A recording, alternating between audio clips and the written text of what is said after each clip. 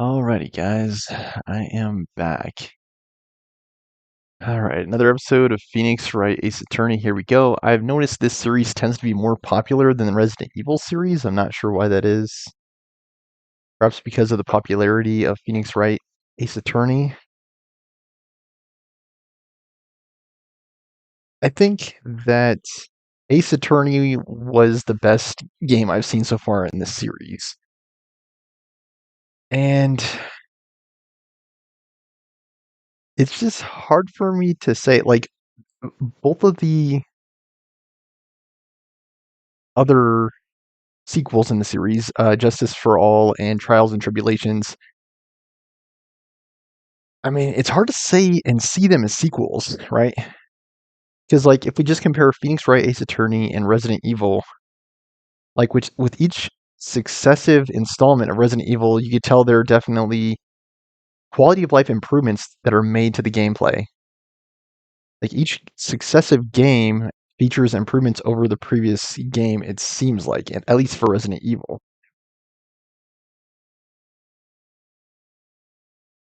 And when it comes to Phoenix Wright, it's like both Justice for All, Trials and Tribulations, they both seem pretty much similar, right? Almost the exact same game, actually, just like continuations. And yeah, it just doesn't seem like many improvements or changes have been made. If anything, it seems like the trials are getting more absurd and longer. Alright, we find ourselves on Stolen Turnabout Part 4-1 trial. And yeah, again, try to understand, guys. The reason why I'm skipping around so much in this series is just because I'm finding these episodes so tedious. Just looking at the past few episodes, like you can see each episode has been like 2 hours long, hour and a half. Like these are very long episodes. And that is the main reason why I'm skipping through so fast. I'm just like... If you'd like me to slow down and try to do the voice lines, please let me know in the comments below because that's how I'll know.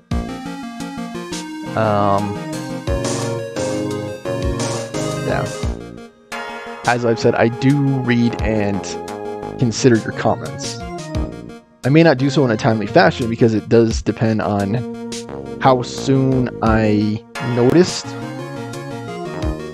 those comments and remarks, but based on what I've seen, there have not been, so do try to understand. And as I've said also, people that chat during the episode, if I don't get back to you right away, please try to understand it's because I'm focused on gameplay. Not that I'm trying to ignore you, but I literally only have one display. I mean, technically, I guess I could also I think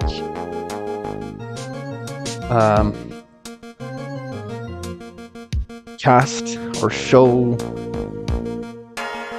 the chat on my TV. I believe there is a way to do that, and in that sense my TV could be seen as a second display, but with my laptop I only have a single display, so I've got to switch back and forth between my chat screen and the game. And my focus tends to be on the gameplay. Hey Nick, what is it this time? And my name's not Nick. You don't believe how many people are here for the trial. Well, it is a murder case. What are you talking about? They're here for the trial next door. What? Next door? Why don't you know this, Nick? They're having Detective Atmay's trial today. Oh. Busy day in the busy day in the court. Yeah, I wonder who Atmay's defense attorney is going to be, since we know it's not Phoenix. Dude, wouldn't that be such like a mind twister if Phoenix was the defense attorney in that case? Like, how would you even do it? I don't know, man. I don't know how you would represent Atmay after that. Knowing he's guilty, Detective Atmay. They say they're going to try him as mask to mask. Yeah, and it's so confusing too. Like apparently he was like a copycat mask to mask. Ron was the original mask to mask. Like I'm still not entirely sure I understand. He wasn't the original mask to mask, I believe. Look at me. But again, it's so confusing because you get multiple people claiming to be him, running around as him. Already, that was fast. Boy, I'd love to see Mask to Mask's try. I know. It's gotta be, Godot. By the way, where's Pearls? She went back home. She said she can't neglect her training anymore. I know you don't like me. Pearls has really gotten into her training lately, huh? I'm pretty sure it's Godot. Like, I'm almost positive. Ever since that incident last year. Please, don't ignore me! Oh, wow, we're on? Mr. Delight, good morning. How'd you get out of police custody? Can't talk. No one likes me. I'm not sure, but I believe people who are wanted for murder are brought to trial by law enforcement. I believe that's the case. No one noticed me, even if I killed someone. Come on, don't be silly. Wait a sec. You don't mean you're the murderer? No. Just a poor thief. No, wait, that's not right. A thief can't really be poor.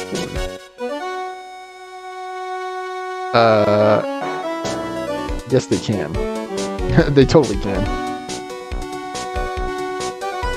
I mean, especially if they get arrested.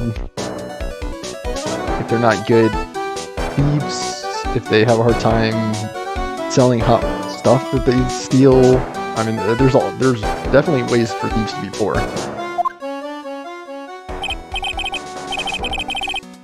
Now, let's see. According to Mr. Delight, he's fessing up to being a thief, but not a murderer. Why can't you just stay on the right side of the law, Delight? You do us all a favor. Second crime on, he was following a bunch of set plans. Plans that someone had been sending to him to help him commit the heist. Heist, not clients. Heist. Do you think there's a connection between the thief and the murderer? I'm pretty sure we found the ledger of all the things that Mask to Mask stole in the CEO's office. I find that a strange coincidence. And that's definitely a connection, right? I'm not sure what the connection is, actually, but there is a connection. It's possible, but today's trial is a race against the clock. How come? Let's just take our time like always. I'm afraid that's not an option. I also don't know how that's possible with there being like a litany of dialogue. Like it's an actual book of dialogue in this game. Like a full-on book.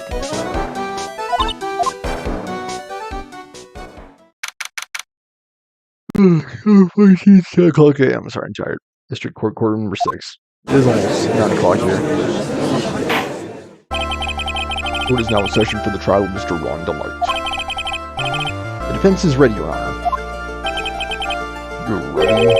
Preparation is the last refuge of the weak. I think I prefer my original voice for Godot, but I try my best to make the voices consistent with their objections. Some of the scant voice acting that's in this game gives me clues as to what they sound like. Also, Godot, you know the saying, those who failed to plan to fail. Although I often will say the best laid plans of mice and men also holds true. I think preparation more often than not pays off.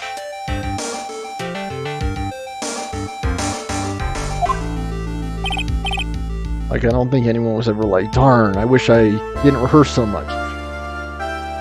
Like, it really does pay to rehearse and practice and prepare. Like, it definitely does. And it definitely shows during the performance. Absolutely. Okay, settle down, everyone. Let's begin with your opening statement, Mr. Go. We're still waiting for you. He's got the judge in the palm of his hand. Yet again. Ron Delight is simply too young to be sent to war, that's all. What does that have to do with anything? Also, he's 23. He's definitely old enough. I believe the age requirement to serve in the armed forces is 18. If I'm not mistaken. And I believe that goes for every arm of the military. Air Force, Navy, Marines, Army. I'm afraid I have no idea what that means, Mr. Godot. Oh, you need to get out more, Your Honor. Yeah, 23 is definitely old enough to serve. Left is war. That is exactly why you must be more precise in your wording.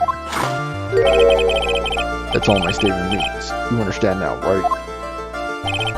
Yes, well then, let me briefly summarize the details of this case. The judge is taking charge like he knows what's going on for a change. The victim is Kane Bullard, CEO of KV Security. His body was found in a safe at approximately 9 a.m. in the morning of the 13th. For some reason, Rhonda Light took it upon himself to put the body in the safe. We still don't know why he did that. I mean, that definitely seems suspicious, right? He may or may not be the murderer, but that definitely seems suspicious. However, the time of death was estimated as 1 a.m. the previous day. And that's when our lost kitten dropped the ball. The lost kitten is, of course, the defendant.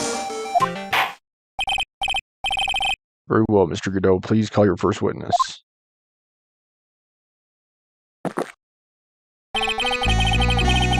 I never drink more than 17 cups of coffee during any given trial. I think his theme is the best thing about this game so far. Also, that's a lot. I almost don't want to skip his line just so we can listen to the song. It's so good.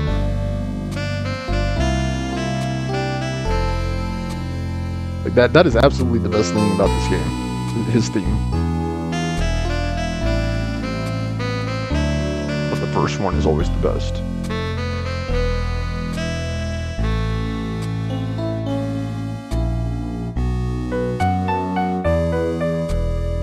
It's like, it's so good.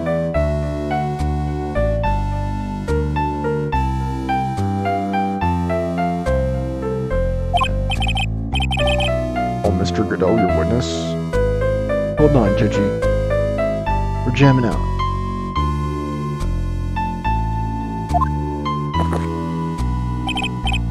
Okay then, let's hear what the defendant, Mr. Rhonda Light, has to say for himself.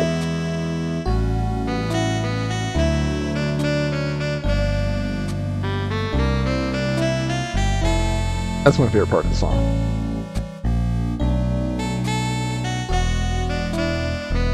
I mean, he's saying call the witness to the stand, but the witness is already there. Rhonda Light. Right, he's already there. Why does he have to call someone who's already there?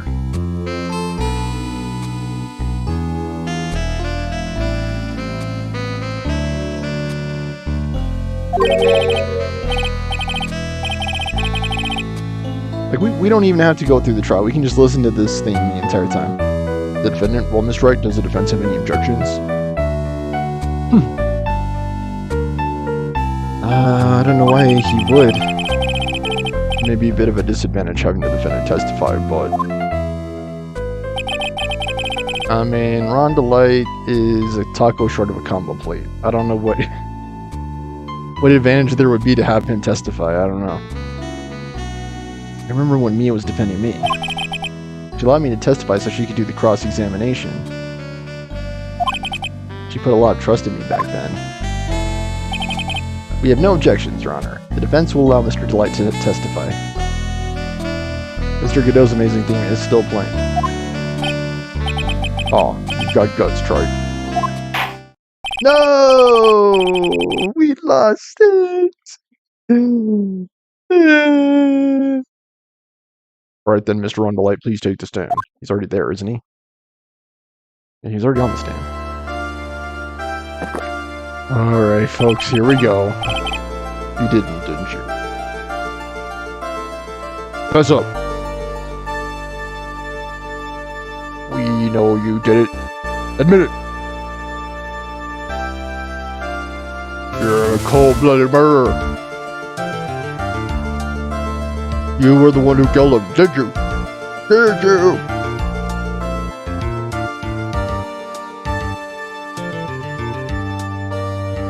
Don't try to hide it either. We know how to see through lies in this court. Yes, of course. Oh no, that's not true. I'm admitting to things I didn't do for the 20th time. For a moment there, I thought we'd set the record for the shortest trial ever. That would be nice, Judgy. That would be very nice.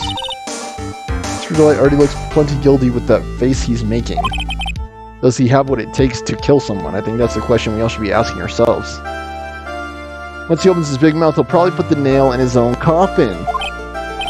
Oh, very well. Now then, can you tell me something? If you didn't kill Bullard, why did you go to KB Security? And if you didn't kill him, who did? Well, it's kind of hard to say. Boy, I wish I could go home. Ron. Maybe this wouldn't be happening if you weren't sulking in... What's it called? Yeah, if you weren't sulking around crime scenes. If you weren't mysteriously present at the scene of serious crimes. Let's hear some testimony about what happened. Zero alibi. Not only that, but we also know from your previous statements that you did interact with the crime scene. You hid the body, so that definitely seems strange. My visit to KB Security. That evening around 1 a.m. I went to see Mr. Bullard in his office at KB Security. Also strange. Very unusual time for that, do you not think so? The blackmail letter I got. It ordered me to go there. I've been working for KB Security until a year ago, so I knew where his office was.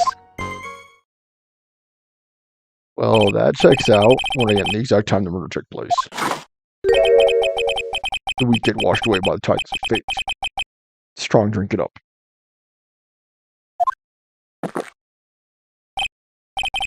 Someone should be counting how many cups of coffee he has, too. I think this is his second or third. Just to confirm, if he really does only have no more than 17 cups of coffee per trial. We'll say this is his third one, and we'll start keeping track. Assuming one sip is 1 cup. Oh, it's bitter today, too, just like my destiny. You never know that from the way he's chugging it down. Mr. Wright, your cross-examination, if you please. My visit to KB Security.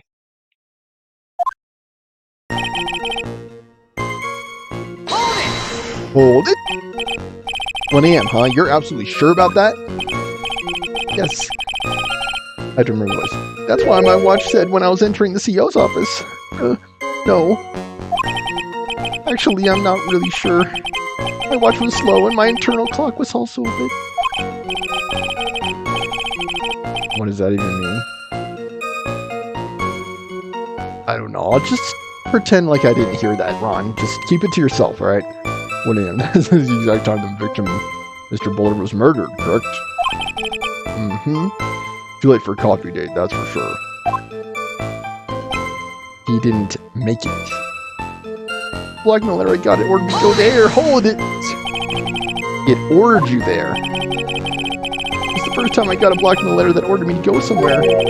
Does that mean you've gotten the other blackmail letters then? Of course. It'd say things like, steal this or take that. Hold it! Why don't you save those for later, Mr. Wright? Please don't say anymore. Now what should I do? Press harder? Always press harder.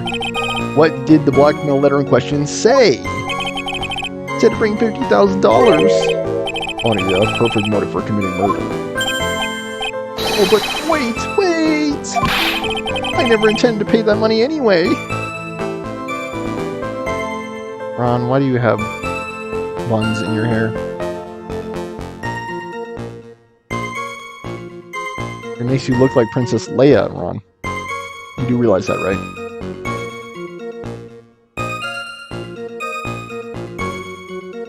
You look like if Princess Leia was a boy and had serious personal problems that made him confess to crimes that he did not commit. I never intended to pay that money anyway. So what were you doing there then? Oh, was that right? After all, he had nothing to hold over my head. I had nothing to be afraid of. So why was he blackmailing you in the first place? An important point indeed. Witness, let's have that out of your testimony. Yes, sir. Aw. Muddy Mudskipper in outer space has a better chance of surviving than I do. The blackmail threat didn't scare me. It wasn't going to cause me trouble or anything. We're gonna have to make him hold it on that again. Hold it! Used to be a security chief for KB Security, is that correct? Yes, that's right. Security chief? You? And yet a year ago you were fired without notice. Unceremoniously at that. Revenge for an old grudge, a perfect motive for murder, would you say? All these motives checking out. Isn't that funny, Ron? This isn't good. Maybe I should change the subject. Life after being fired. Why was he fired? Don't say anything. Yeah, why were you fired? Let's see if we can get a motive. Mr. Delight, please tell us why you were fired from your job. Well, the world is filled with those who have said, I wish I had never asked that. Okay, then I take it back. Defendant, please answer the question. Well, Godot, I would think that you would have asked that question, considering you seem to be so concerned with motives. Talking this and that about the perfect motive. Couldn't him being let go or fired be justification for him to murder his old boss? I think so. Defender, please answer the question. Well, I needed the money. Why? Wait. Yeah, why? You needed money? Well, you see, Desi loves to spend it. It's kind of her hobby. Oh, you're giving in to your wife again. Not exactly the best hobby in the world, huh, Nick? My salary wasn't nearly enough, so I stole data from the company. Come again. KB Security has a lot of security info in all sorts of companies. Since I was security team chief, I was able to steal the data. Stole some data and sold it. Mr. Bullet found out and I was fired immediately. Rightly so. I wish I could ask that. I'm somehow able to keep it a secret and made it seem like I'd quit on my own. What is it, Nick? You don't look so good. Someone who brings harm to their company is fired as punishment. You do well to remember that. He sure told you. How does that apply to me, Godot? I have won every case. Just so you know. You admit that you stole data from your company, is that correct? Yes. I'm sorry. I don't know if I can make a voice pathetic enough for this character. I really don't. This is a very important fact. Please add it to your testimony. Oh man, this whole thing just took a big turn for the worse. Crashed and blew up. It's going to take the jaws of life to rip this case from the clutches of disaster. Whoa! He fired me for selling company secrets, but Desi doesn't know about that. Hold it! Why would you do something like that? For Desi's hobby, what else? Wasting money, huh? It's not a waste. Oh, sorry, that's him. It's not a waste. In her hands, it definitely is. She's what they call a gold digger. And she is not messing with any broke fellas. So Miss Delight doesn't know that her husband was fired, does she? I think she does. So it would seem. Not sure what to think about couples who keep secrets like that from each other. I mean, she must have thought it strange when he's not been going to work, and instead he's talking about these heists that he's participating in. Like, seems like a strange hobby for a security chief. And now what's the thing about couples who keep secrets? I can't believe it. This case has gotten even mine to think seriously about couples. Please try to stay focused, Mr. Wright. There wasn't much to his testimony, was there? Sounds like he's avoiding something. At least that's what it sounds like to me. We got a bad feeling about this. We better be careful. But if we don't find a way to make him spill the beans, we'll never get closer to the truth. Yeah. Alright, we have to press this one as well. The blackmail letter didn't scare me. What were you being blackmailed about? The blackmail letter said if you don't want your identity revealed, correct?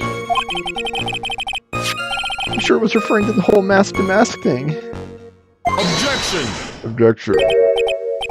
Just, I'm afraid that reason isn't going to hold up anymore. Is it because of Luke?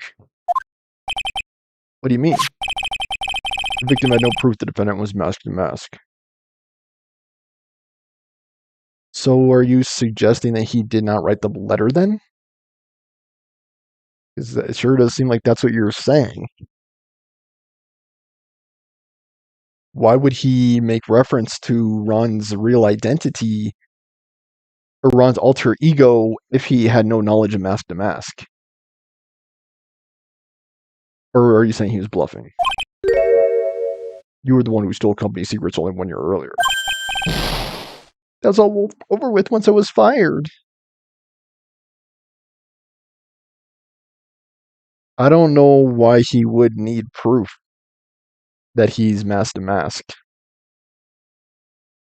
All he would need is knowledge that he was. That's all he would need. But it's true, the fact that I stole secrets is kept under wraps. Even so, there was no reason for me to pay up now, a whole year later. Is that really true? What is it, Nick? The fact that Ron was stealing company data, I wonder if he would have had a problem if that ever became company knowledge. Or ever became public knowledge, sorry.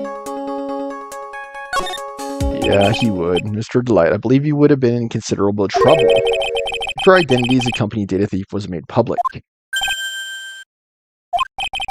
Mr. Wright, what are you trying to do by bullying your own client? Well, he's guilty, isn't he? Oh. They're like colonies of bacteria. The more heat you apply, the faster they grow. What? And then Phoenix agrees. That's exactly right. They multiply like bacteria. Even though that has nothing to do with anything. Feel free to give up the heat, my little lawyer amigo. Little lawyer amigo, you're the one supposed to be asking the questions. Yes, now come on. Provide some evidence to back up your assertion. Why would Mr. Delight want to keep his data stealing secret from going public?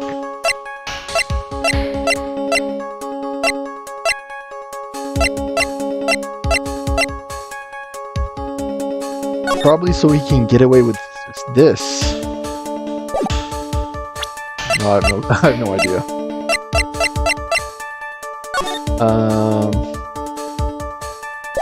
Portrait of Magina.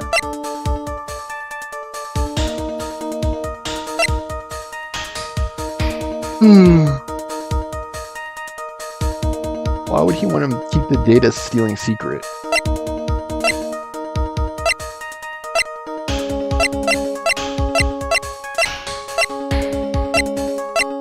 Can I I'm gonna see if I can present his wife.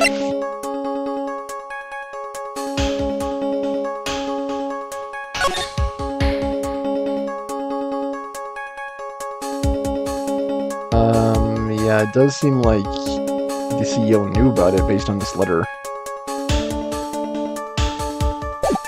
Yeah, he definitely knew.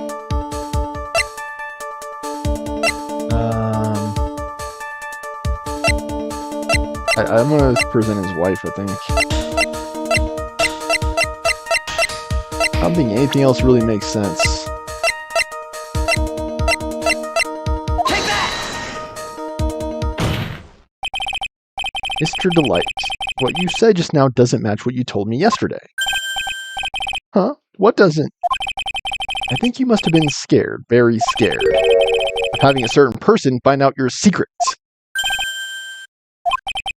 A certain person. Miss Desiree Delight, the defendant's wife. But listen to me, my Desi, She's a gold digger, dude. You're better off without her. Kick her to the curb. Get you a divorce. Or at least threaten her with it.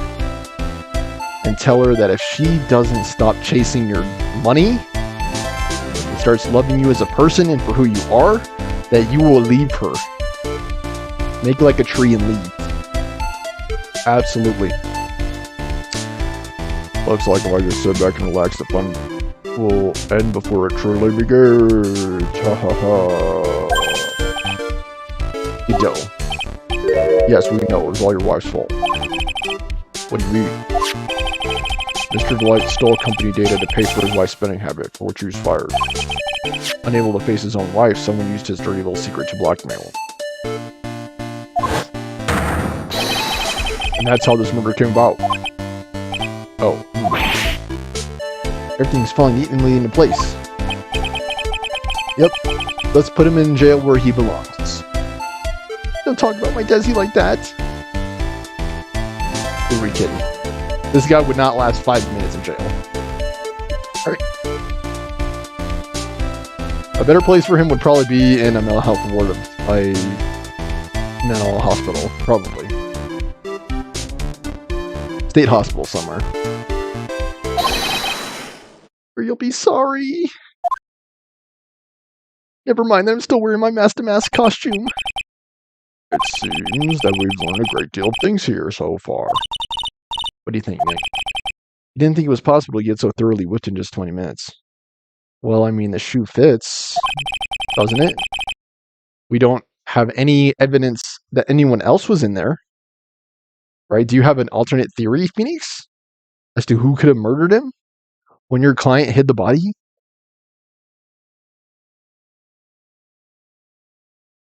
Clearly there was sufficient motive for murder.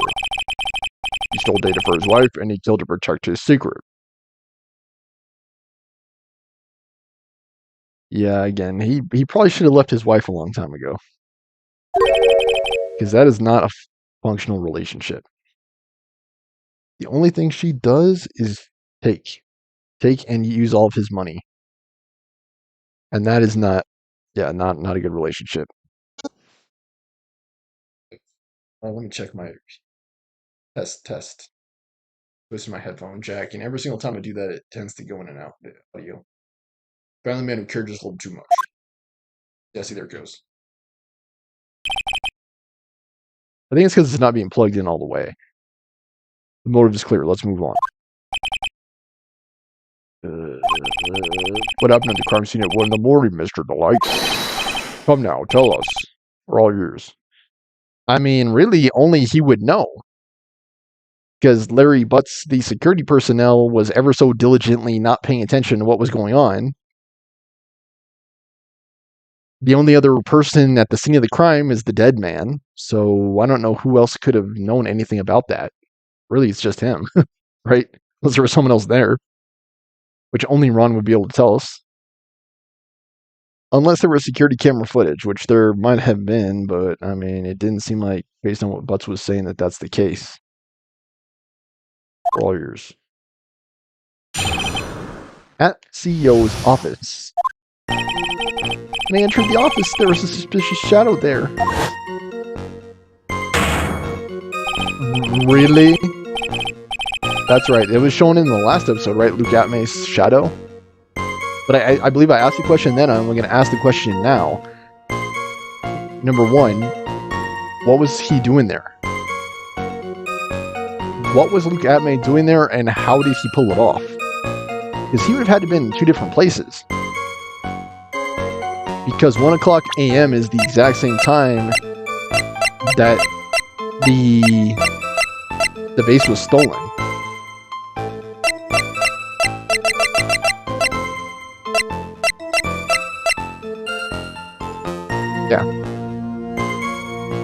Yeah, so the question of the day is, if Luke Atmay was in the warehouse at 1 o'clock a.m., what was he doing in the KV security offices? And again, how was that even possible?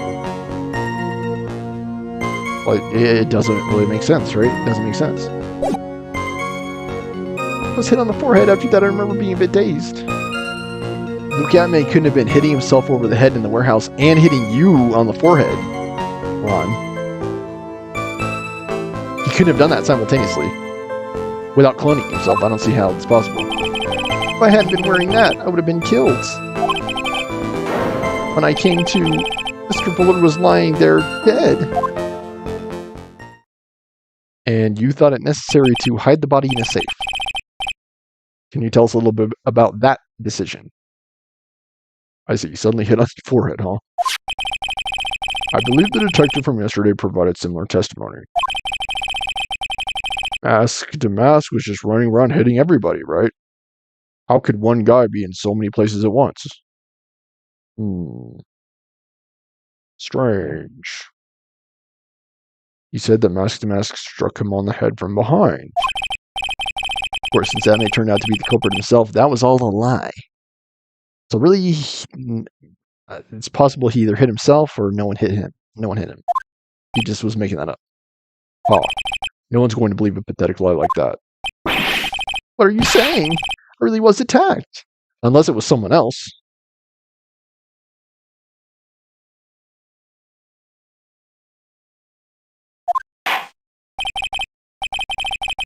Find out if what you say is true or not during the cross-examination.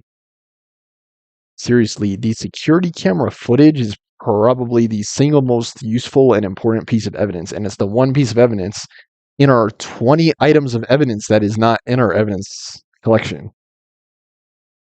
Like, why is there no security camera footage? I don't know. They even had like 10 or so screens on that security office. So I think it's probable they at least have some recordings. Find out if what you say is true or not during the cross-examination. Got that, Mr. Wright? Don't go easy just because he's your client. I haven't been. I've been trying to figure out what happens. I see any side that you are. I'll treat you to another cup of my special blend. You don't need to worry about that, Mr. Godot. I have faith in Ron. I know he didn't do it. Is that copy cup number 6? I don't know. I have not been keeping track. At the CEO's office. Oh, jeez.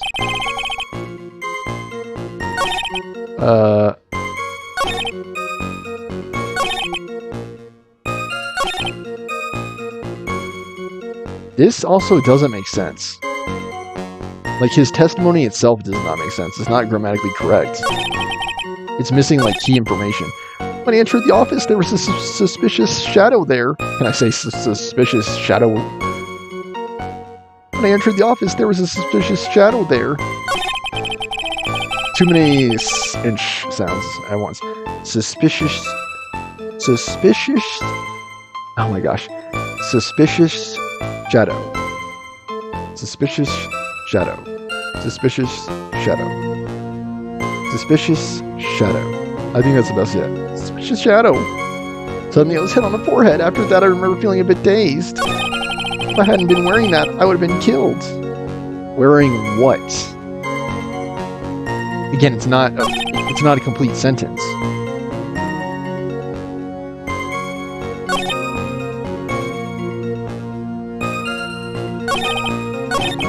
It's not even complete. I'm definitely going to want to press it because it's not even complete. Who was this suspicious shadow? And why is that so hard to say? There were 1,000 of me and even one knew. I tell you, trust me. What does that even mean?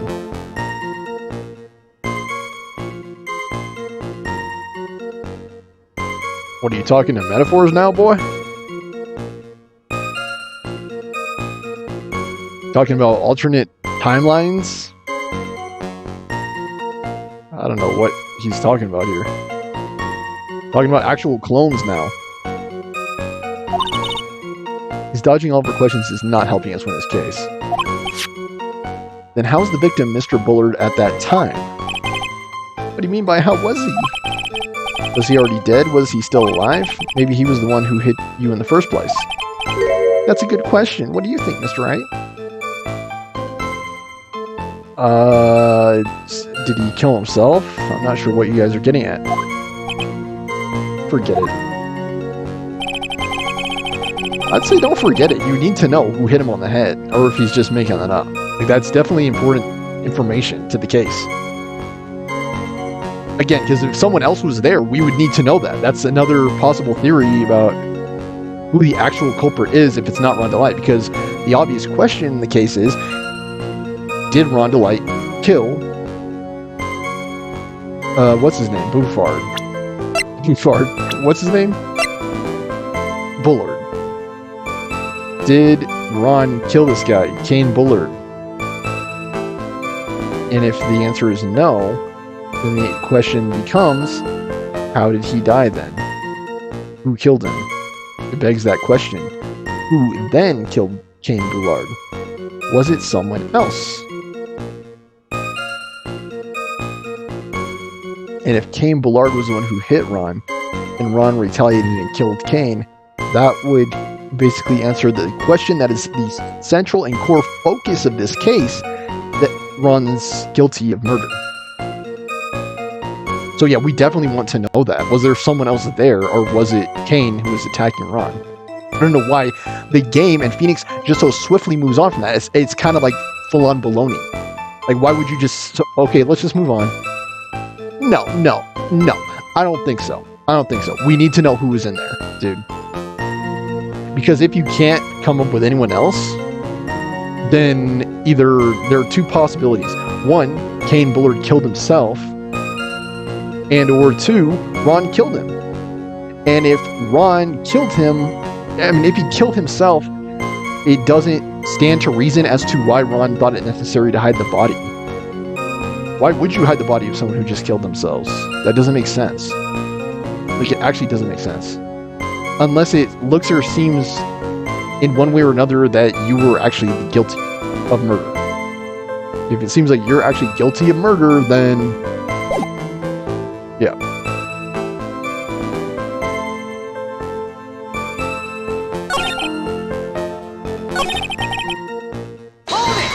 Here you have to hold it on this. Your forehead. Luckily my forehead was there to block the blow. Otherwise I could have been killed. Like, it actually doesn't make sense. It's a good thing my forehead was on my head. Otherwise I don't know what would have happened. Yeah, that definitely makes sense. I'm glad I'm wearing my forehead too. It might have been a mistranslation or something, because I don't know. Yeah, it might have been a mistranslation or something, because that, again, that does not make sense. In English, it actually does not make sense. What's hit on the forehead as I enter the room? It was an amazingly fast and powerful attack. Was it before you had the chance to see who it was, and or did you forget who it was? Did you also forget something after being hit in the head? Do you remember anything about who hit you? Good question, Phoenix. Well, like I said, it was a fast and powerful hit. So fast that I couldn't tell who it was. So I think I was a little dazed for a while. But you weren't dazed enough to not be able to hide the body. That's pretty telling, I'd say. I don't think Mr. DeLite even grasped what you were asking. Yeah, I'd like to show him my fast and powerful attack myself. Maybe that would knock some sense back in him. Again, why would you do that? Why would you hide the body? You know who hides bodies? Murderers and serial killers. That's who hides bodies. Like, I'm pretty sure those are the only people who hide bodies. Innocent people don't do that. like, they do not hide bodies. If I hadn't been wearing that, I would have been killed. When I came to, Mr. Bullard was lying there dead. Okay, so there's another one. Gotta check on. That, could you please clarify what you're referring to? Yeah, again, it doesn't exactly make sense, does it? Why my mask costume, of course. Okay, you want to include that in the testimony because otherwise it's a bit vague what you're talking about. And why were you in costume?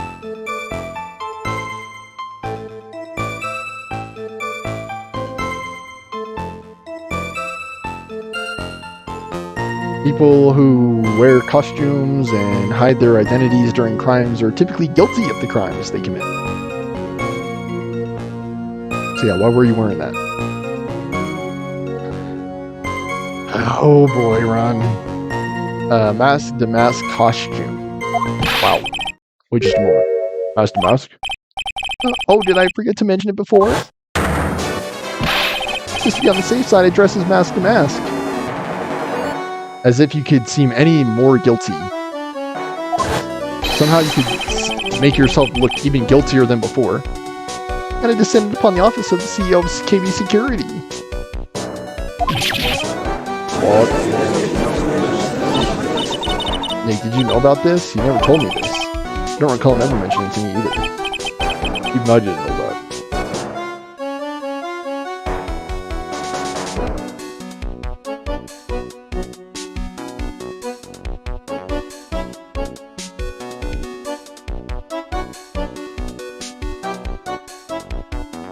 Ron is not really making it easy on us, is he? It seems our little friend really loves to keep secrets. Not only that, but he likes to do very strange and bizarre things. I'm sorry, I just never had a chance to mention it up until now. Wait. Do you also want to assume guilt for murdering Kane Bullard? Because it seems like everything else is pointing to that. That's not right. You know how sometimes things just slip your mind. Ah, my sixth cup of coffee is staring up at me coldly. Okay, that helps. At any rate, we can't ignore this new piece of information. Witness, please correct your testimony. I'd have been killed if I had been wearing my mask-to-mask costume. When I came to, Miss Ford was lying there dead. Hold it! When you came to? Yes, I was passed out in the corner of the room. You know when your assailant made their escape and to where? I'm afraid I don't really remember. That does not help your case at all. I would say blessed are the forgetful, except when it comes to people who are on trial for murder. Like, being forgetful definitely is not going to help you there. Who could have done it? I don't know, I'm not really sure. Yeah, that is not going to go down well in any court of law. Once they hit me, I lost all track of what was going on. I think that's when they made their escape. Oh, that certainly is a convenient story for you, isn't it? They kill him and leave, and then you hide the body. And no one knows any better. It certainly is, isn't it, Miss Wright? It almost sounds practiced. It doesn't sound practiced. It sounds like this guy committed murder, and he has no... Like, there is no other possible explanation as to what happened. Like, it's only possible he murdered somebody. I don't know why you're telling me. We heard this from Mr. Delight yesterday, didn't we? There's not much in this testimony either. I bet you he's still hiding something. I wouldn't be surprised. We'll just have to draw it out of him. Let's hope it doesn't make things any more complicated. Things don't seem that complicated to me. Seems like he definitely committed murder. Hold it. Why were you dressed up as mask to mask? And on that brilliant question from Phoenix Wright, I'm going to run back to the bathroom. Yeah.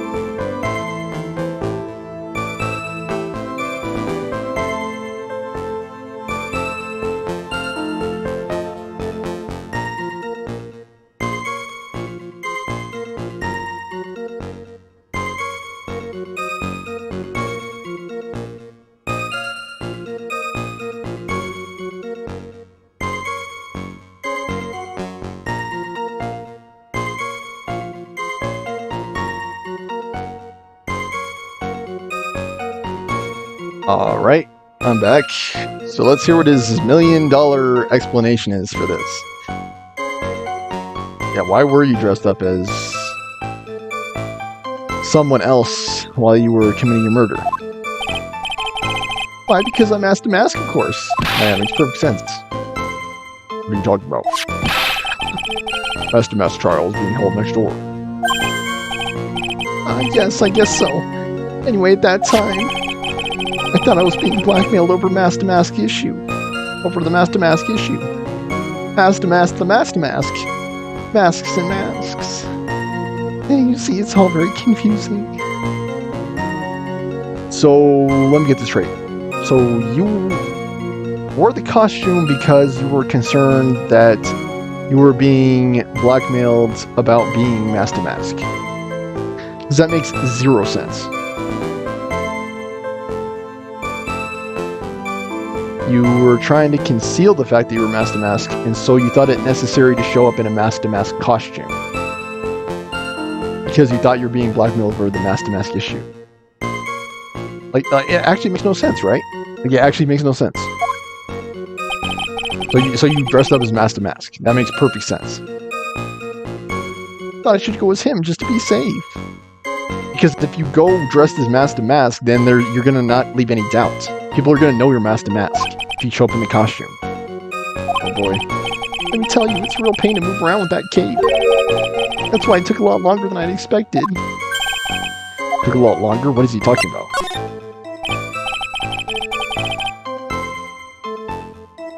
Ron, are you talking about cleaning up and removing all evidence from the crime scene? What do you mean it took a lot longer? Opening the safe, of course. So, did you open the safe before or after you killed him? My cape got caught in the safe door, you see.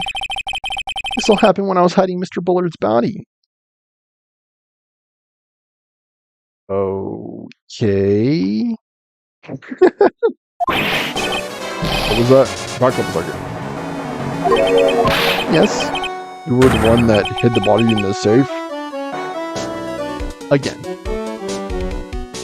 The only people that hide bodies are murderers and serial killers, who are basically both murderers.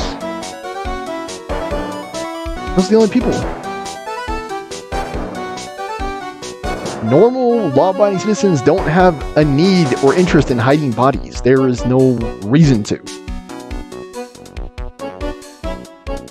Serial killers will hide bodies because it helps them to escape responsibility for their crimes.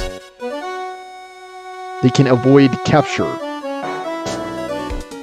and stay on the lam, as it were, by hiding the bodies. That's why you hear stories about serial killers that have like 20 bodies in their fridge, and some hidden in the crawl space under their house, some buried out in the garden, like, because they don't want to be arrested and get in legal trouble for their crimes. You were the one that hid the body in the safe? Yeah, why did you do that? Well, yeah. Inconceivable. Why?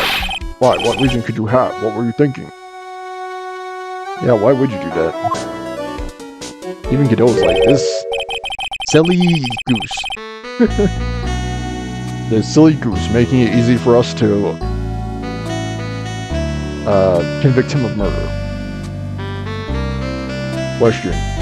And they're playing that lovely theme again. Again, that theme is the best thing about this trial, and probably the whole game. Question. When does someone toss their dirty shorts in the washing machine? When it's time to do a load, of course. What? The answer is simple. When they take them off. Not necessarily, Not necessarily. Because, see, that's a way to waste water. If you're going to run it immediately after putting your dirty shorts in the washer. Typically what you would do is put them into a laundry bin.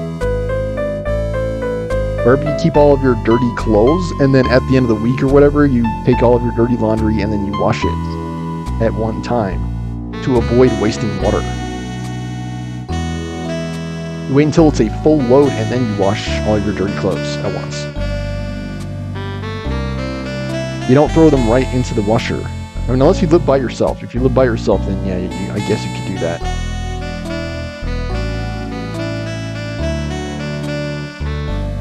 But when you live with other people, that's not how you do it. Because other people are going to come to the washing machine and be like, what are these dirty undergarments doing in here? What the? I'm trying to wash my clothes. As usual, I have no idea what you're saying. Yeah, why are you talking about dirty laundry at a time like this?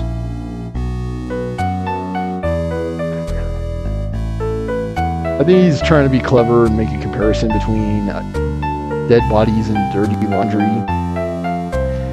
Even though people don't go into safes. Living or dead, people don't go into safes. Like, that's not a good place for a person living or dead. Whereas dirty shorts would eventually go into the washing machine. Yeah. We don't bury people in safes, is what I'm trying to say. I mean that Mr. Delight hid the body because he's the murderer. Ah, so you're not as stupid as you look. Well, you're the one making random comparisons that don't exactly check out.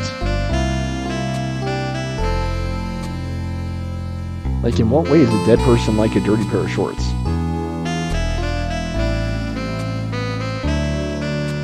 I would like to hear your explanation on this, Godot. In what way?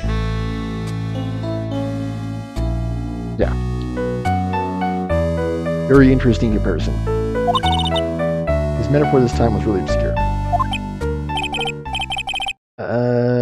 It just was kind of an unusual comparison to make.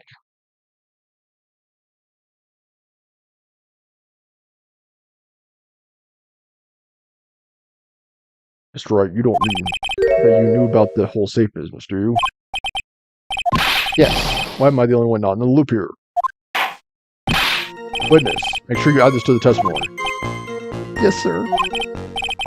Looks like a storm front is moving in over the Fairweather Judge. Well, that's because he did something ridiculous and foolish. That's why. If you're a lawyer like Phoenix is and you're in this position, don't feel bad at all. You are not your client, okay? You did not do any of this stupid stuff. Let your client answer for his crimes. I panicked and hid the body in the safe. It took about 10 minutes. Alright, so again, why did you do that? Well, because it wouldn't fit in the drawer. Alright, not only are you delusional and deranged, you also have a cartoonish sense of, you know, you have a fascination with bodies that are no longer living. You're sicko. Alright, yeah.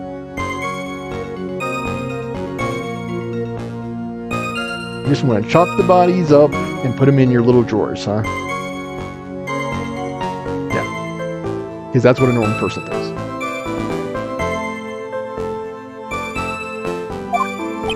Alright, let's get this freak out of here. Lock him up. That's not exactly what I meant. I saw that corpse, I kind of lost it. I thought if they find his corpse, they'll think I did it. Well, yeah. That's generally why you shouldn't go hanging out on crime scenes. I think you're the simple reason than that. Because you killed it. That's why you spent 10 minutes hiding the body. Yeah, exactly. If you're the one who discovers the body, what you should do is call the police. And let them collect the evidence and figure out what happened. Try to piece it together. If you call the cops, it's less likely you'll be accused of the crime. Because, again, who murders someone and then reports themselves to the authorities? Practically no one. Practically no one turns themselves in. That's why, like, probably the safest thing for you to do is to call the cops.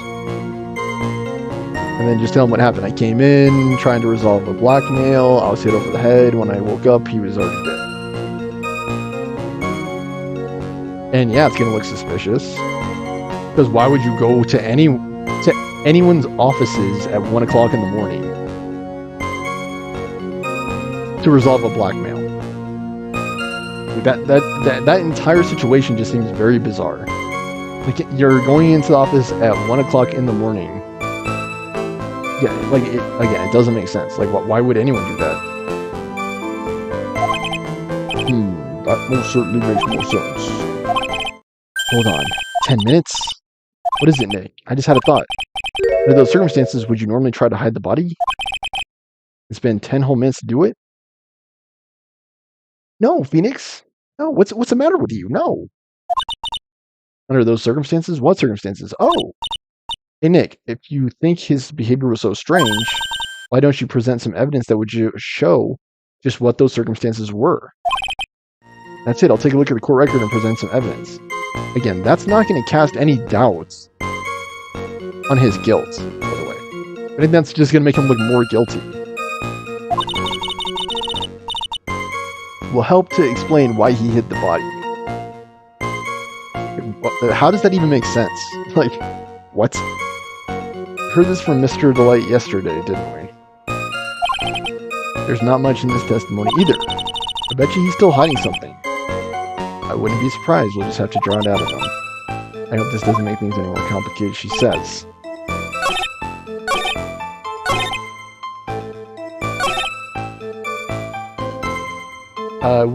I'd have been killed if I almost lost track of where I was. This has been going on for so long.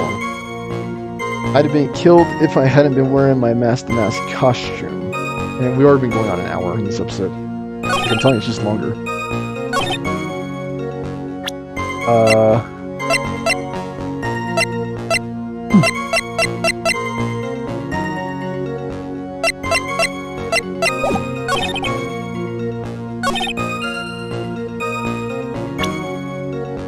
I panicked and hid the body in the safe. It took about 10 minutes. I don't understand what the game is telling me here. The buzzer went off once at 1:02 a.m. on October 12th.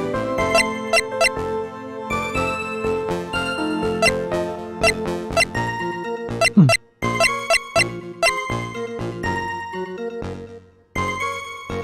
10:12 at 1 a.m. So he would have hid the body after 1 o'clock a.m.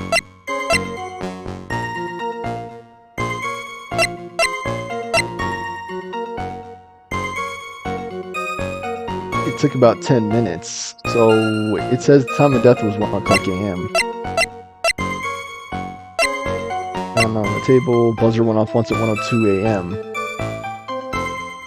So something happened to him at 1:02 a.m. Or maybe around that time. Like, he was not dead before 1:02.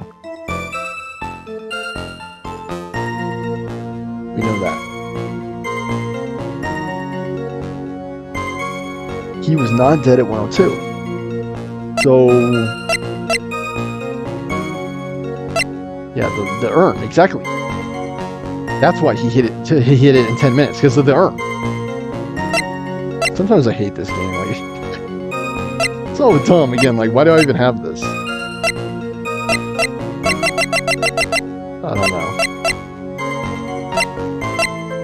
And again, I still have all this pre-existing evidence from the stealing trial. Why do I still have all this junk?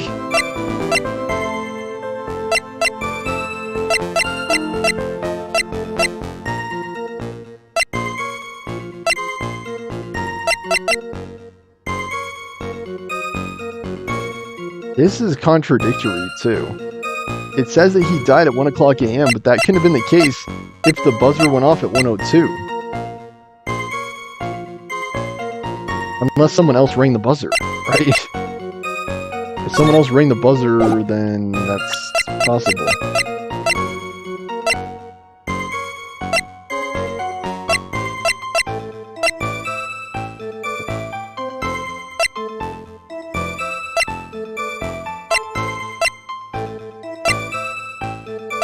I want to say it has something to do with the buzzer.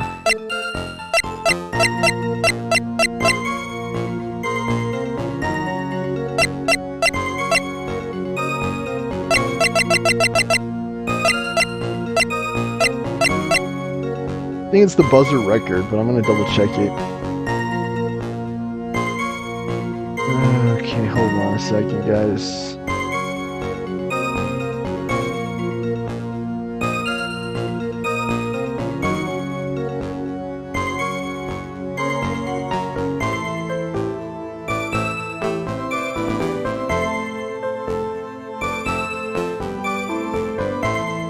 It's 4. Is it 4-2 or 4-1?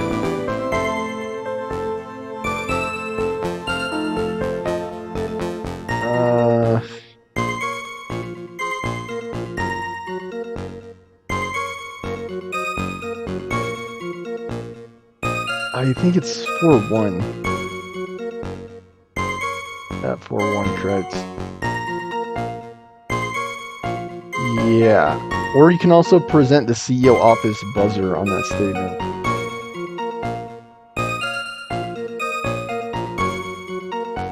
See, and that's a contradiction within the game itself. Because if Kane was murdered at 1 o'clock a.m., it's not possible Kane pushes the button. It's actually not physically possible. Buzzer record or the buzzer itself. What's interesting is it says there are no fingerprints on it. Objection! There are no fingerprints on it, so that kind of somewhat implies that maybe it was Ron that pressed it in the mask-to-mask costume.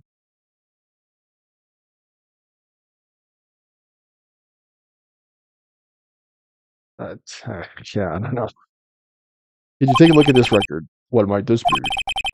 Record for the emergency buzzer that connects the CEO's office to security. If the button in the office is pressed, the security team is supposed to come running. But that did not occur because Larry Butts is the worst security guard in history of security. Buzzer is pushed once at 1:02 a.m. What? If Mr. Rondelite truly was the murderer, fugitive ran as soon as that buzzer sounded.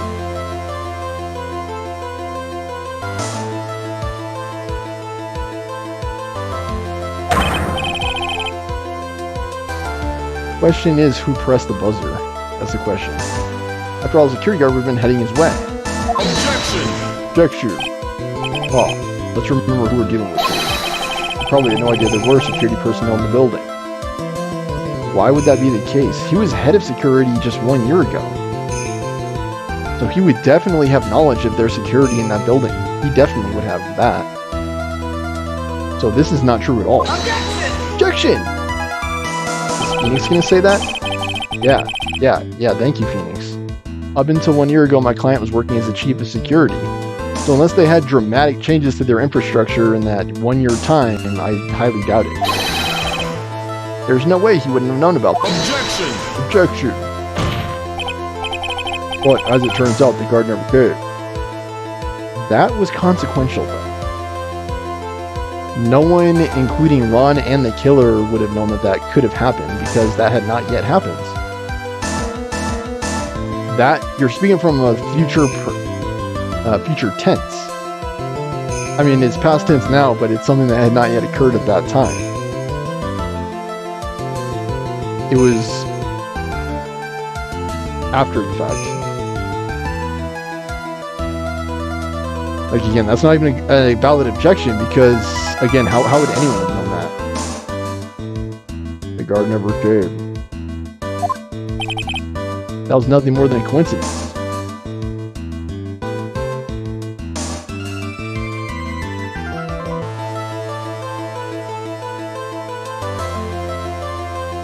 I mean, and Larry Butts was not incapacitated, right? That figure out what he was doing at that time. Yeah, I don't know. The fact is, he was a pathetic loser who had just gotten punched in the face by his ex's new boyfriend. Wasn't anywhere in the vicinity. This is not grammatically correct. Wasn't anywhere in the vicinity was not something Mr. Delight could have known. Maybe it's just because of this portion of the sentence. Taken all together, maybe it doesn't make sense. The fact that he wasn't anywhere in the vicinity was not something Mr. Delight could have known.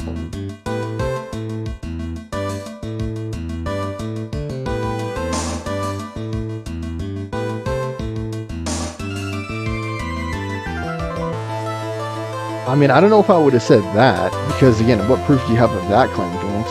Objection! Objection, which of course... Oh, good. Remember who we're dealing with here. It's a sure bet that Mr. Delight didn't even notice the buzzer going off. Also true, he might have been incapacitated at the time. We know Ron was knocked out. That's one of the only things we actually know, is that Ron was knocked out. Ron was the only person who was unconscious when all this was going on. Objection! Yeah, he regained consciousness just in time to hide the body, which, again, I think that's very strange. Like, you were conscious just long enough to dispose of the body and flee the crime scene. What? This buzzer is extremely loud. There's no way he could have ignored something like that. Unless, again, he was unconscious. People who are unconscious can't hear anything. Regardless of how loud the sound is, if someone's like in a coma or in a vegetative state or again unconscious, they won't be able to hear it. Even if it's extremely loud. Can't hear it. Uh-huh. If he had been conscious, that is. So it's possible he was unconscious. But then the question is, who pressed the buzzer? If it was the CEO, why weren't any fingerprints left? Conscious, what do you mean by that? Oh.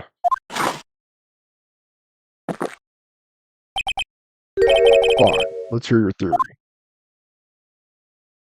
Alright, this is going to be as harebrained as they come, but it helps when you have hair that looks like you're riding on a motorcycle. He told the defendant's testimony. The moment he entered the victim's office, someone attacked him. Mr. Delight said he felt dazed. I'm willing to wager that he was knocked unconscious for at least a few minutes. Yeah, only a few minutes. He was only knocked unconscious long enough for him to miss the alarm, for the CEO to be murdered. That was it. So he was only unconscious for a few minutes, which I'm not even entirely sure how that happens. That's definitely not normal as well. Like, if someone's unconscious, usually they're unconscious for, I think, like at least an hour.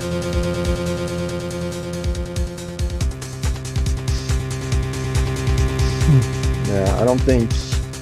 Yeah. Someone is just going to be able to bounce back, and after having seen and observed nothing, unconscious, so he fainted. That's why Mr. Delight didn't know that the buzzer had sounded. And that's why he thought he had time to hide the body.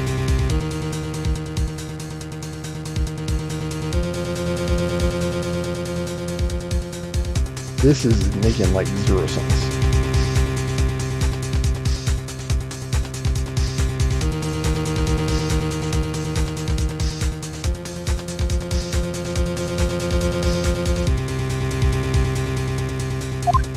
Yeah. What are you trying to say? Mr. Delight was knocked out, and the buzzer went off soon afterwards. Now, unless my client was able to hit the buzzer while he was unconscious, it can only mean that there was another person in that room. That's right, whoever it was, they knocked out Ron Delight and then pressed the buzzer. Okay, 2 questions, Phoenix. Who would do that, though? And number 2, why? Why would the murderer press the button?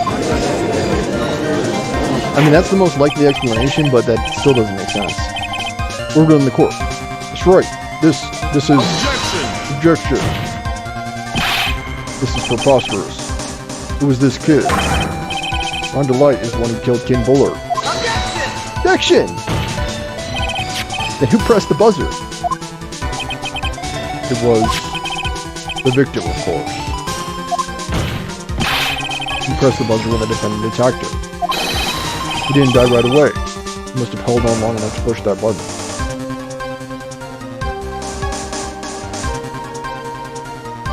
It is definitely possible, too, that Ron is in fact lying. It's possible that, again, he wasn't knocked unconscious. that he attacked the CEO, and after finishing the job, aka murdering Kane Bullard, he disposed of all of the evidence. He went through and he wiped the fingerprints, and then he tried to hide the body. That actually succeeded in hiding the body. So yeah, still looks like he definitely did it. Phoenix might fire back that the fingerprints were removed, but there were no fingerprints, but again, it's possible the fingerprints were removed. Cocaine Bullard sounded the buzzer himself. Again, I don't know why the murderer pressed the button. That doesn't make sense to me. What's your opinion on this, Mr. Wright? I need to prove that the real criminal was there at the scene, but how? We don't know who it was. Can I prove that it wasn't Kane Bullard who sounded the buzzer?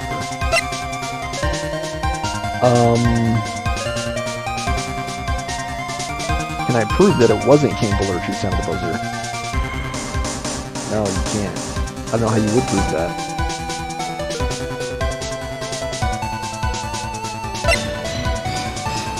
I mean, I could say I can prove it alright by pointing to the fact that there were no fingerprints left behind. Frankly, I personally don't agree with it, but I'm going to go ahead and say it because I know that's the script in the game. The defense's opinion is this, Your Honor. This piece of evidence proves it wasn't the victim who sounded the buzzer.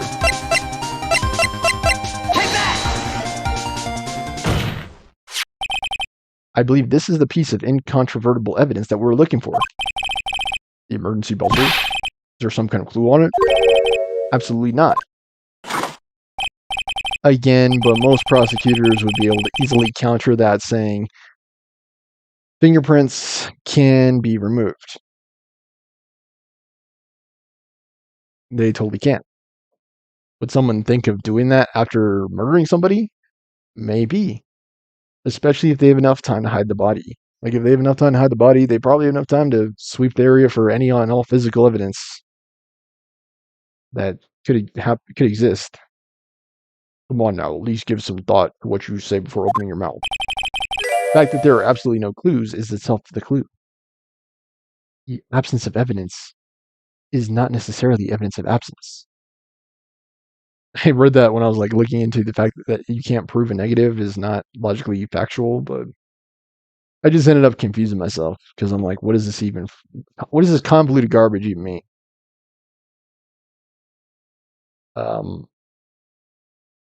Yeah.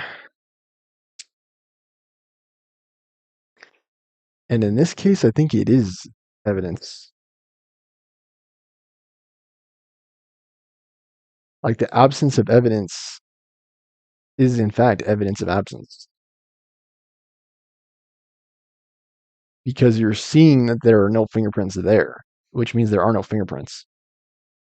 There are no clues is itself a clue. Now I'm the one who's clueless. Yeah, because now we're telling ourselves riddles and going in through logical loop-de-loops to try to figure out what happened. But it has no fingerprints on it. Mr. Bullard had really pressed it himself. Naturally, he would have left his fingerprints behind. Again, he probably did press it and they were probably removed. Objection! Ron Delight obviously wiped them off. Possible. Phoenix rattles back. Objection! Why would he? A guard could have come in at any moment. I mean, but you could just as easily claim that about the body, right? Why would he bother hiding the body if security could come in at any moment? Because if you ask me, that's far more, implicating. That is far more implicating him for the crime, him hiding the body, than wiping off the buzzer. And just watch. Is Goodell going to fire back with the objection? He touched that button. I know he did. Objection! The defendant, Mr. Delight, was dressed as Master Mask. And Master Mask always wears gloves. What reason could he possibly have to wipe the button for your fingerprints? What reason could he have to hide the body? That still hasn't been established, by the way. He was straight up asked. He was asked why he hid the body. And his explanation didn't really explain it, right? He didn't really explain it. Order! Ah, It would seem. I've been forced to eat crow. Wonder what blend number crow flavored coffee is. However, if the real killer was there at the scene, why would that person press the emergency buzzer? Another good question by the judge. I don't know why the killer would press the button. It seems to me, again, that the CEO would press the button and that whoever murdered him erased the fingerprints. That makes much more sense to me than any other explanation. And seeing as how Ron hid the body, I think it also is most likely that Ron was the one who removed the fingerprints. I don't think Phoenix's counter-argument makes any sense whatsoever. That he didn't remove the fingerprints because he was concerned about security showing up. I think that theory makes zero sense.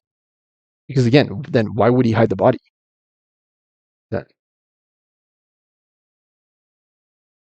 If he's concerned about being discovered erasing the fingerprints, wouldn't he also be concerned about being discovered hiding the body? Stands to reason, doesn't it? Like, again, this game's silly logic. Chiming through again, and yeah, Phoenix speechless. Shouldn't they have run away without putting themselves in extra danger? Phoenix doesn't have any theories. What's with this awkward sounds all of a sudden? Ah, looks like you're fresh out of parlor tricks. Not only that, but Phoenix has been kind of throwing curveballs for some reason. Yeah, Phoenix is like spinning stories that don't really make sense. They're on to you, Nick. Just give me a minute to collect my thoughts. The real culprit killed Mr. Bullard at around 1. The buzzer is pressed at 1:02. So, even with that, we know Kane was not the one who pressed the button. Right? Because how can he press the button if he's already dead?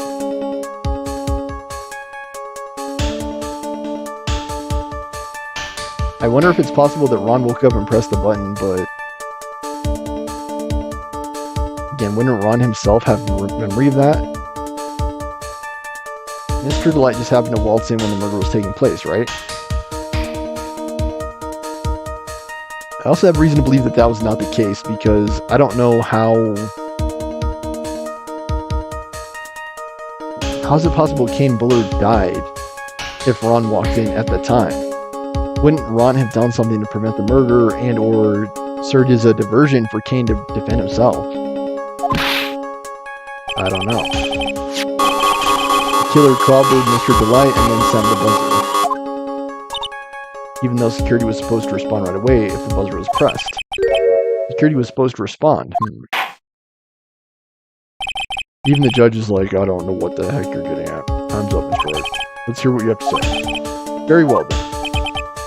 Oh, you got some guts. I like that in an opponent. Why did the real killer sound the emergency buzzer? They didn't mean to call the security guard to find out what it did.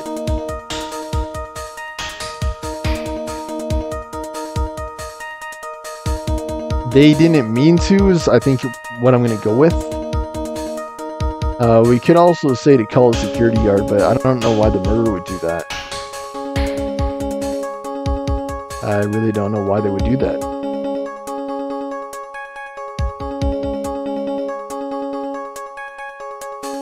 To call the security guard. I just don't follow the game logic.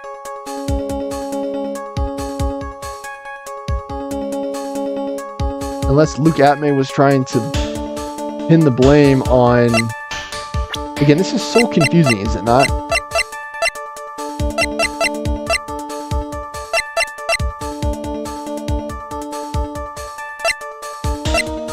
So, October 12th at 1 a.m. was when Kane was murdered. October 12th, correct?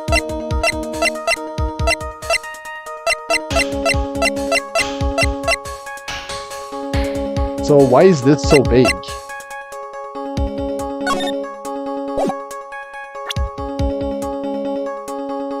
Again, it doesn't tell you what date. What day was that? Conveniently, this doesn't tell us date. So what? I assume this happened at the same time. I think that's why I was confused, because I assumed that the urn was stolen at the same time that the murder was taking place. Maybe that was a faulty assumption on my part.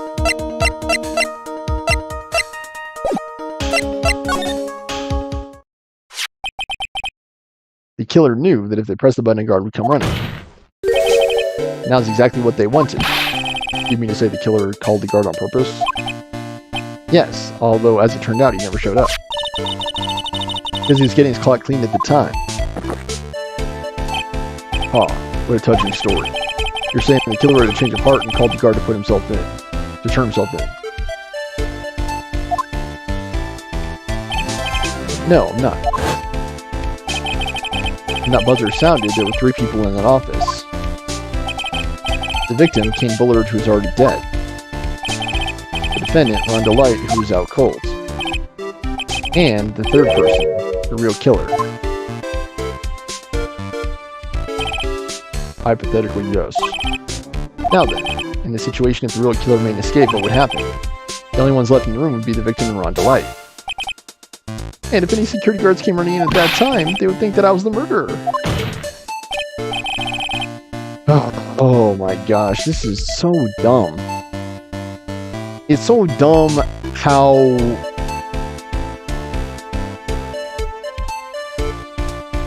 the pieces of evidence from the previous trial don't tell you when the crimes occurred.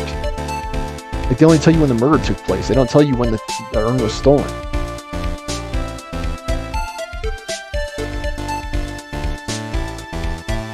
I mean, I don't know.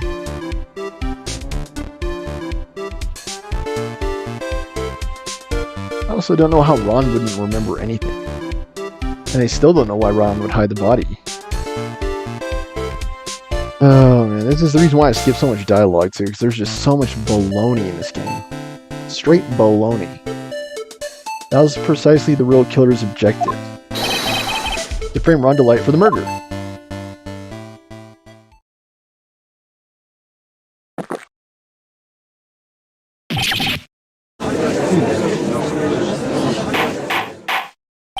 Order, order, order!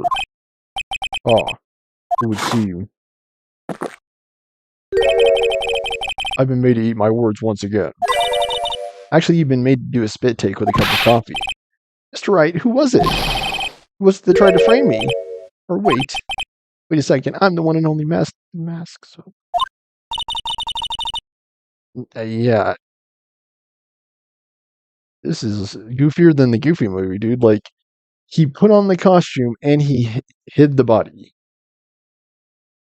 And Luke was the one who pressed the button and killed the guy. I just find that very convenient. And there were no security tapes. We're going to drag that person in here right now. He's right next door. I don't have any solid proof yet, but think about it. The killer knew Mr. Delight's identity. And they also knew that he had been called to KD security that night. So the killer used him to execute a well-crafted plan to murder Kane Bullard. What's your accusation? Sorry, who is it that framed Mr. Ron Light from the murder of Kane Bullard? It was Godot. Yeah. The prosecutor. Larry Butts. I kind of just want to say Larry Butts.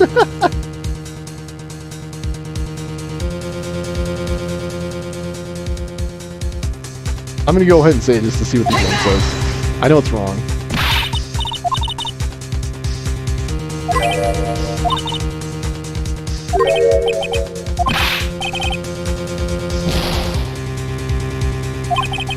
Dude, this game is such dog water, dude.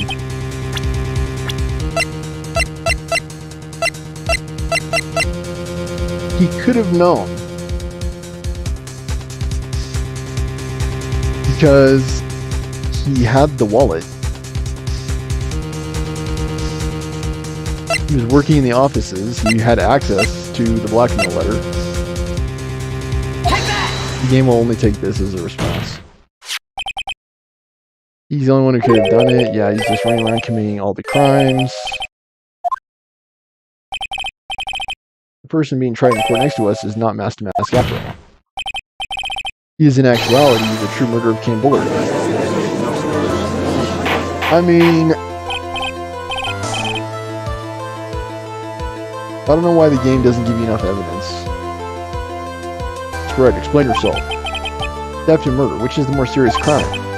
They're not even close. Murder is a more serious crime. It's a capital crime, subject to capital punishment. Please remember the trial from yesterday if you would. Be so kind. How could anyone forget? There's a huge commotion in the courtroom when he confessed. Of course, famous detective was unmasked as well as masked to mask. Instead of being convicted of murder, he was found guilty of grand larceny. That was his true objective all along. My question is, why did the game not give us evidence about when the courthouse was entered? Because I, as the player, assume it happened in the same time frame. Unless this happened on 2 different nights. It must have happened in 2 different nights. Should be found guilty. Master Mask had the perfect alibi for when the murder took place. Yeah, that's what I thought. I thought it was at the same time. So the question of the day is, then who was that then? Who was that? He was stealing the urn at Lordy Taylor. Being found guilty as Master Mask was the Gama's airtight, watertight, and unassailable alibi. Of course, because how could he be in 2 places at once? That actually doesn't make sense. I'm sorry, it doesn't make sense. Complete baloney. Anyway, a guilty verdict as an alibi. Who was that in the photograph? If it wasn't Ron, because Ron is wearing the mask costume in the KB security office at that time, and Luke Atmay was also there. Who was wearing the costume in the photo in the Lordly Taylor? Who was that? Game dogwater logic. Like, stupid trial and tribulation error. Almost time. For what? For us to stop playing this game and never look back. We're looking at, like, I'd probably continue to play the game just to hear his theme, because that again is the best thing about the game.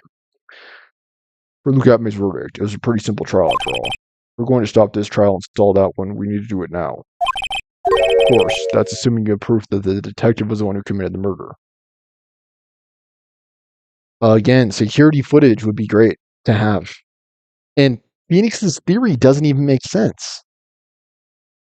It doesn't even make sense because, yeah. Who was it that was in the Lordly Taylor?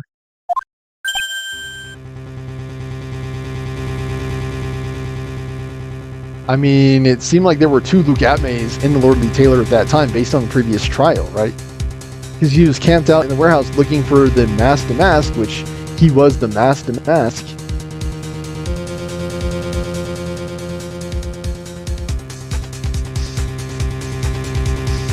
Seriously, who's in the photo? Mr. Luke Atmay's trial has indeed attracted the attention of the entire country. If we were to intrude and fail to provide adequate proof of this true crime, Mr. Light would be left with no grounds for appeal. I'm not really sure about this. Ha. A bet's only good when your life's the ante. Mr. Wright, I believe in you. Mr. Delight, how would we explain this? So please, I'm begging you. I'd say maybe it's not wearing costumes that make you look like you're the murderer, and doing things that make you seem like you're the murderer. Oh my gosh, can I risk your life like this? Phoenix. What? Is it you, Obi-Wan? What was that? Use the Force. Don't stray, Phoenix. For your client, take the path of trust. Oh, just having a stress-induced hallucination of Mia Fey, my old boss.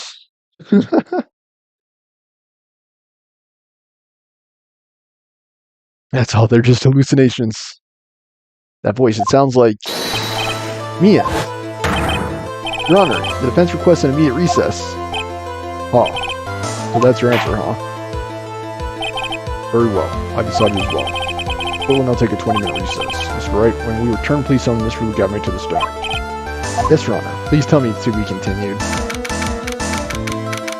Oh, October 14th, 11:58 a.m. District Court, Crime Number 5.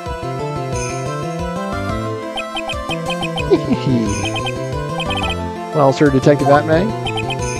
Oh, Payne's prosecuting the other case.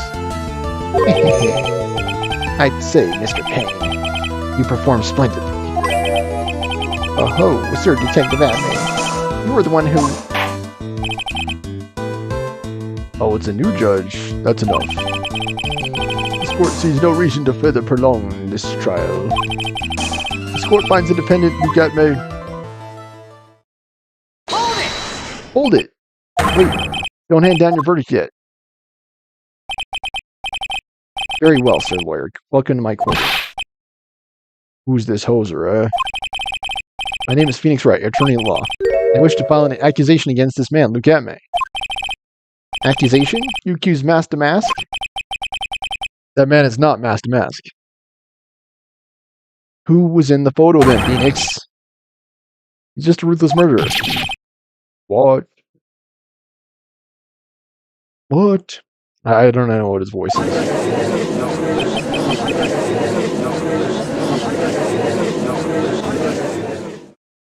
Atmay, speechless and sweating. Thank goodness we're on the to be continued part.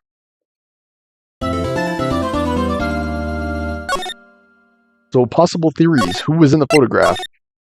Please write your theories below in the comments. Please write your theories in the comments below. Yeah, you can write them in the comments, yeah. Was it Larry Butts?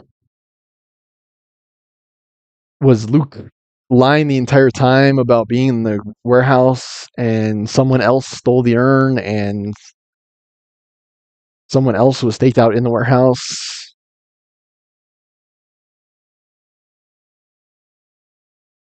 I don't know. It would help if we had more useful evidence, right? Because that's my number one complaint about this game, too. Other than the ludicrous and downright absurd plot lines of the trials, wearing the costume and hiding the body, like, what? Even like with all that ridiculousness aside, the evidence itself is just bad, right? Like, it's not good evidence. It doesn't tell you when the crimes occurred. It just says 58. It doesn't tell you what date. There is no security footage of the murder or of, the theft in the warehouse. None. And it looks like Justice for All. Oh, that's episode 4. Okay, never mind. You can say it looks like these games are about the same length, Justice for All and Trials, but looks like that is not the case. Interestingly, April Fool's was the last day I played Justice for All. Interesting. Very interesting. But yeah. All we have is a photograph. And even still, that photograph is still so telling because, again, if Luke Atmay was in KV security with Ron, then who was the one that's in that photograph? Yeah. It's not exactly clear. But there you go. Trials and Tribulations game logic. Hope you've all enjoyed this. Please remember to like, comment, share, and subscribe. Try to understand that when I skip the dialogue, it's because, again, I find this game tedious. Godot's theme is my favorite thing about the game so far. Yeah, donations, Venmo Stormer Show for those with the means to do so. Thanks so much for watching, and I hope you all have a nice